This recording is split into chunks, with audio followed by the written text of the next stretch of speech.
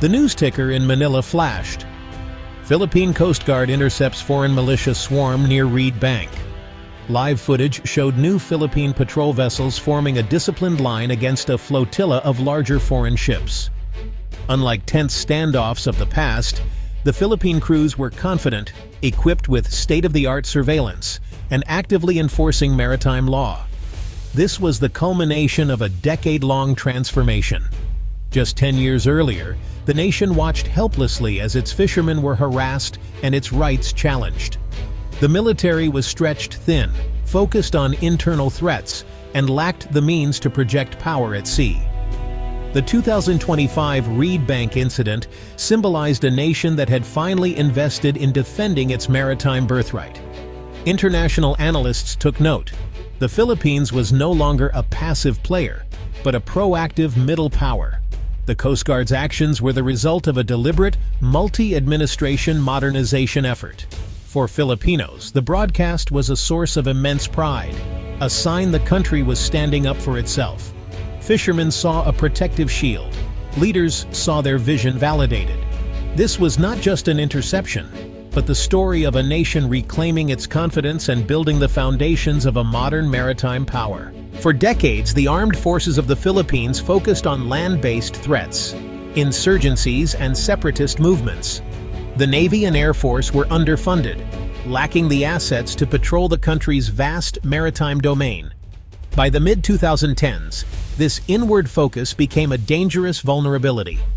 The West Philippine Sea's strategic and economic value and the 2016 Arbitral Tribunal ruling forced a fundamental shift.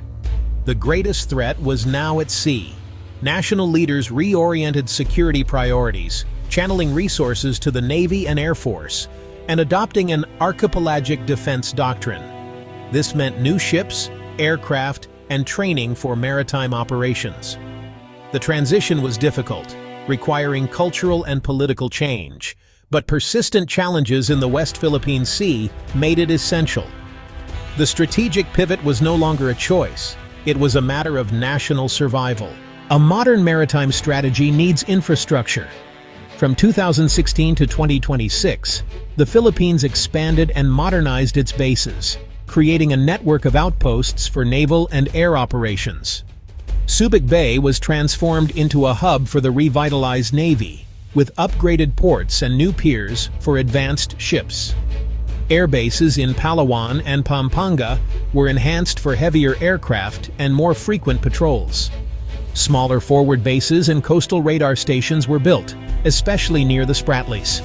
Facilities on Pag-asa Island were improved, with a concreted runway and sheltered port. This expansion drastically reduced response times and created a persistent presence in contested waters. The new bases became concrete symbols of the country's strategic pivot. The Philippines' modernization was a direct response to rising tensions in the South China Sea. China's assertiveness, militia swarms, harassment of fishermen, and blockades posed a clear threat to Philippine sovereignty. The 2012 Scarborough Shoal standoff exposed the imbalance of power. The 2016 Hague ruling affirmed Philippine rights, but Beijing rejected it, leaving the country with law but little power to enforce it. This paradox forced policymakers to develop real capacity monitoring, documenting incursions and asserting presence. Every hostile act only strengthened national resolve and political will to fund modernization. The shadow of a larger neighbor galvanized the Philippines to invest in its own security.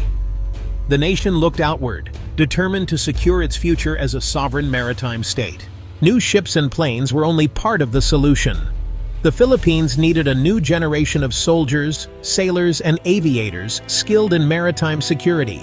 Military academies overhauled curricula, emphasizing maritime law, naval strategy, and joint operations.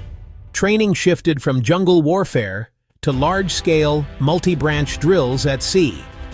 Exercises simulated real-world contingencies, blockades, island defense, anti-submarine warfare.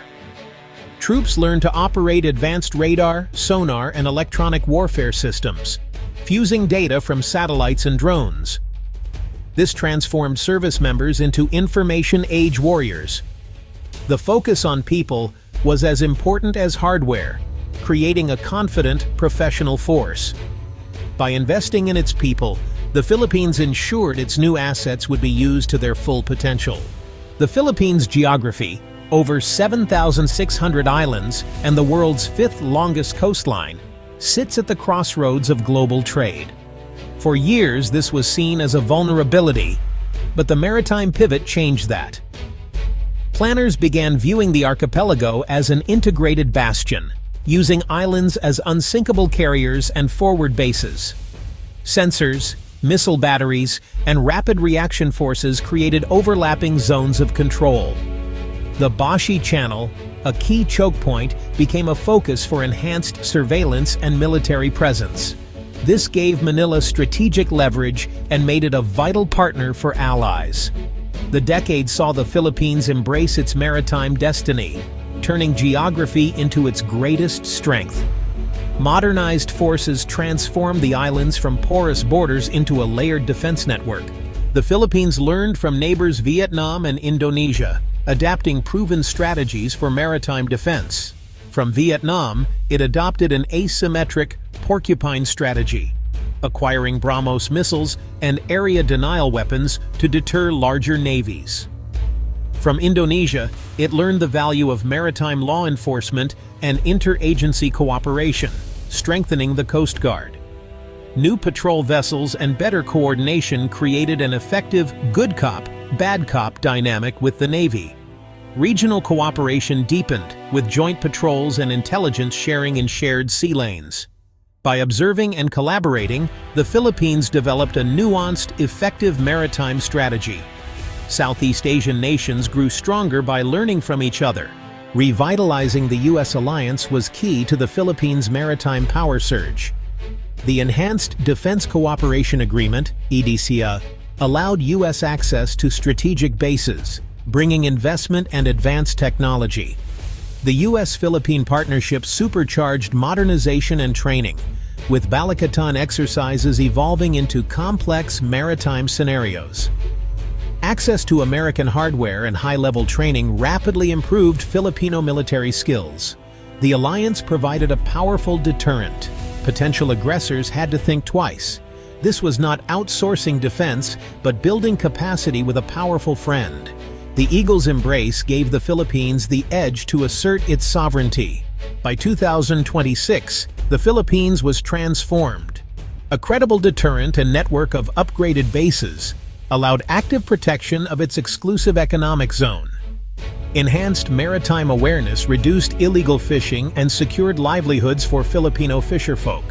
Secured sea lanes and energy projects attracted investment and promised economic growth. Modernized forces improved disaster response, delivering aid and saving lives during typhoons. The military's role in peace and crisis strengthened its bond with the people. The decade-long surge instilled national confidence and elevated the Philippines' regional role. The country became an active, respected participant in international affairs. By embracing its maritime identity, the Philippines became stronger, more prosperous, and secure, a master of its own seas.